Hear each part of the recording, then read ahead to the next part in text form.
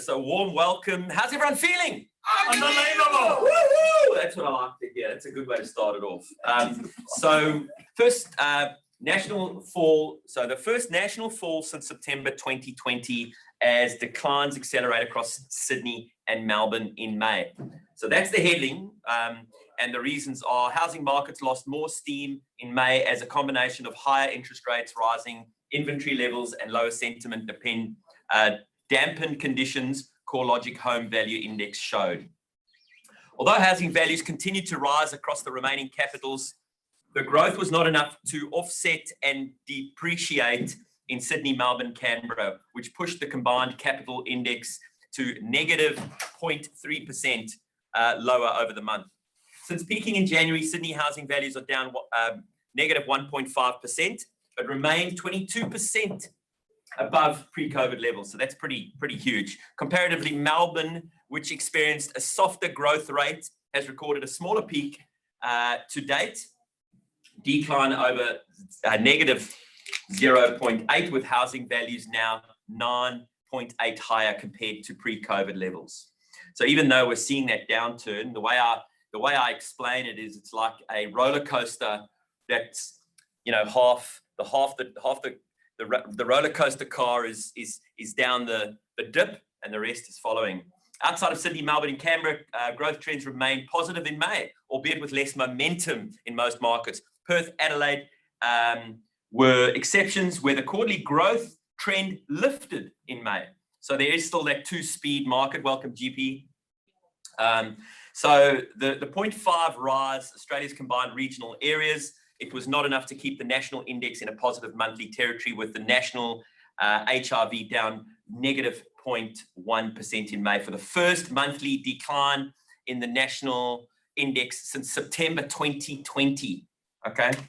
So there's been significant speculation around the impact of rising interest rates and the property market. It's important to remember housing market conditions have been weakened over the past year, at least at a macro level. National dwelling values peaked in May 2021, trending towards a higher fixed mortgage rates. Since then, housing has been getting more affordable, savings have reduced, and lending conditions have tightened. High inflation and cost of debt. With the trend rate of growth easing across most regions over the past year, the annual rate of change has eased sharply over recent months. Regional Australia has also come off peak growth rates, annual growth trend easing to 22.1, down from its January peak of 26.1, and likely to trend lower through the rest of the year. Some regional markets, due to an ongoing imbalance between supply and demand, as we continue to see advertising stock levels remain extraordinarily low across regional Australia. So just quickly, before I continue, Sydney, negative 1%, huge downturn, 1.4 for the quarter, but still showing 10.3 growth for the year.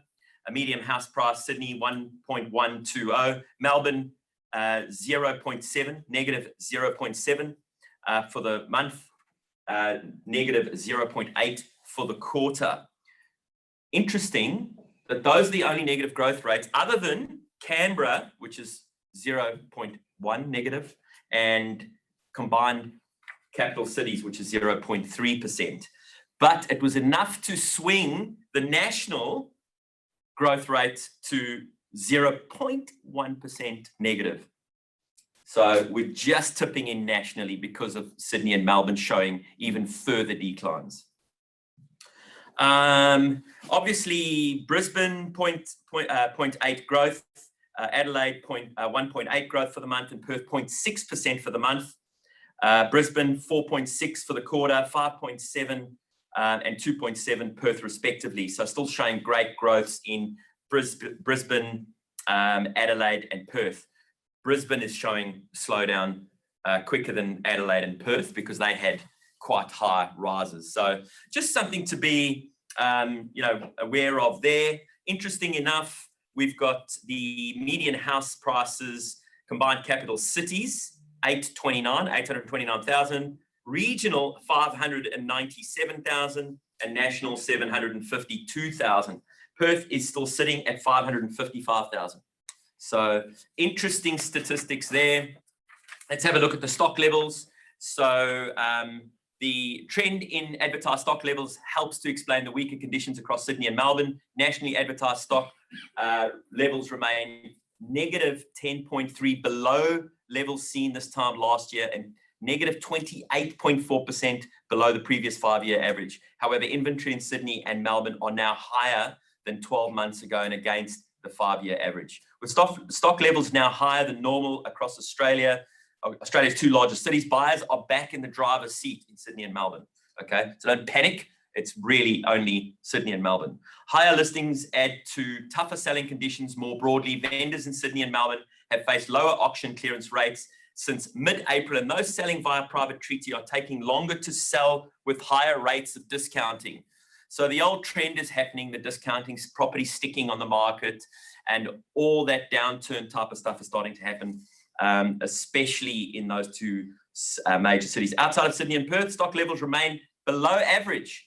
So we're still experiencing good markets, especially in the cities where housing values are rising the fastest: Adelaide, Brisbane, and Perth. All have advertised stock well below the 5-year average.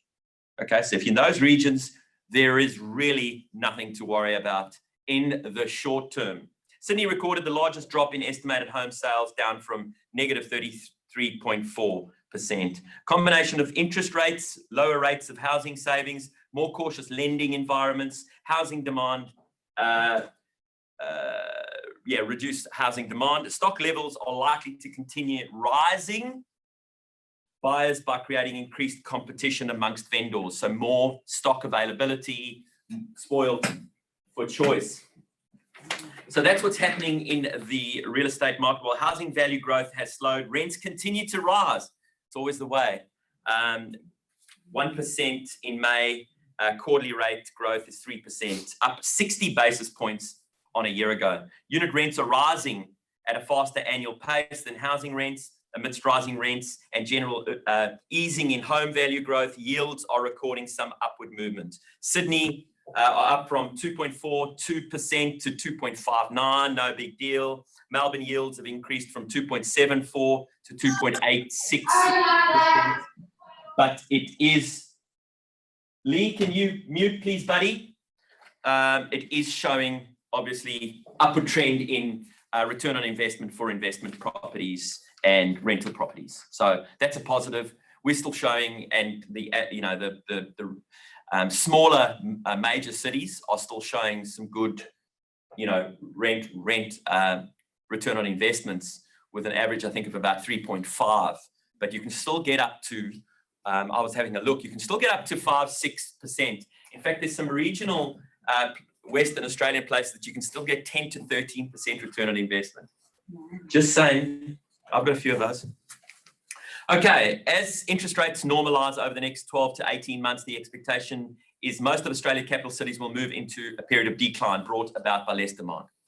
Trajectory of interest rates will be a key factor in the future housing market outcomes. It's not unreasonable to expect that interest rates would get back to 2.5%. Financial markets are still betting on a cash rate above 3% before mid-2023. With the housing debt to household income ratio at record highs, household balance sheets are likely to be more sensitive to rising interest rates. High inflation could be another factor contributing to softer growth conditions in the housing sector. Consumer sentiment also remains low. These factors, together with the stretching housing affordability and a more conservative approach from lenders, especially towards borrowers with high debt levels, are likely to contribute towards less housing demand over the medium term. Another factor helping to contain distressed listings amidst rising interest rates is that most households are well ahead of their mortgage repayments. That's good news. So that's pretty much the wrap for Australia. We'll go through New Zealand in a second, just a little bit. Perth reported 959 transactions. So we've seen sales drop below 1,000, which for the year previous, or at least 8 months or 12 months of that, they were 1,000 plus. So they have dropped, albeit, small, but it's dropped below 1,000 sales per week. We now had 8,521 properties available in the greater Perth sort of sprawl, so to speak, 8,500. So we have seen that go down to as low as kind of 8,000. It hasn't dropped below 8,000, as far as I'm aware. All right. But 8,500 is nothing to get too excited about. Okay. When we start getting to, in fact, it's probably, we want to see it at about, 11,000. 11,000 properties available for sale is lots of supply and lots of supply and good demand, providing it's not blowing out. If we get to 12 to 13, well, now we're in a downturn market. Okay, so Perthians, which makes up 60-70% of our membership, you're actually still in a very, very good position with regards to supply and demand. Problem though, our rental properties are starting to drop. So only 2,315. So that's dropping. So New Zealand, housing credit tightens and getting more expensive by the week. National measure of housing prices for another negative 0.8 in May, consistent with April. So they're dropping like almost 1% per month, nearly 1% per month. The quarterly fall is 0.9%, the biggest drop ever in 3-month period since the end of 2010, when the market was still recovering mode from the global financial crisis. Official cash rate is at 2% in New Zealand after last week's 0.5% hike, has now increased to 1.75 points across 5 consecutive decisions since October 2021. And it very much appears that the cycle is not over, with the RB New Zealand fights hard against inflation. So they are struggling with similar sort of things to us, although they're probably a quarter or two ahead of us with regards to their downturn. I would definitely go New Zealand first. They're struggling. Some of the clients that I'm dealing with are having to really, really dig deep and, change the way they do things. And then it's Sydney and Melbourne clients. And then the rest are kind of feeling it. And we'll get your input on it now. They're feeling it, but it hasn't quite hit home. Some, even in the regional and smaller cities, are experiencing it more than others. Expect 78,000 sales through 2022, a significant reduction from 92,000 forecast only 3 months ago. So sales in New Zealand are now projected to drop considerably. It goes into talk about how agents should brace for lower incomes and all the affiliated from home loans, the settlements as well, which I thought was quite interesting because they don't mention that in the Australian one. But we know that it's not the market that dictates what we do. Brendan has detested that first year in real estate and doing amazing things. It's what you do, and it's how you react. So we'll be talking about that. That's kind of the theme of today.